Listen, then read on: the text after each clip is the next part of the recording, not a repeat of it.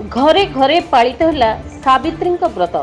आज सावित्री अमावास्या स्वामी मंगल मनासी बाप घर आसीथिबा भार नहीं व्रत पालुछंती सधवा नारी माने। स्वामी दीर्घायु उत्तम स्वास्थ्य कामना करी महिला माने एही व्रत पालन करिथांती। सावित्री पूजा पाई सकाळु सकाळु राज्यर विभिन्न पीठरे लागिछि श्रद्धालुंक भिड़। मंदिर रे चलीछि पूजा अर्चना।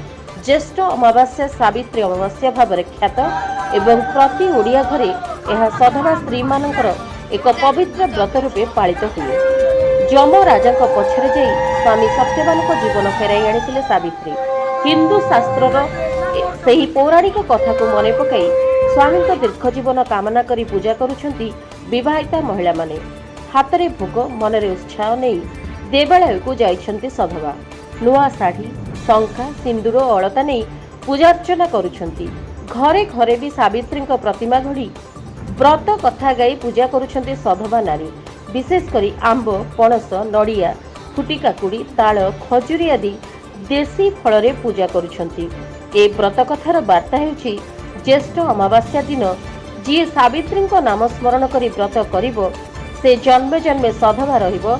पति परायण पुत्रवती होई अंतिम काल रे वैकुंठपुर को जीव। रायगढ़ जिला Gudari block Loknath Sahu report, republic Odisha, साधारण लोकंक स्वर।